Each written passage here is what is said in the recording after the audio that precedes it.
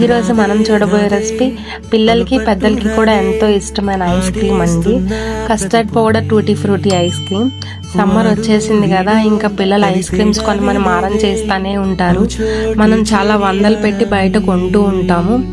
అమ్మా నాన్నల్ని ఎంతో విసిగించి మాటే వినదంట వయసే, ఇప్పుడే గుర్తొస్తే అన్నీ వదిలేసి మా గుండె తిరిగేదా చోటే.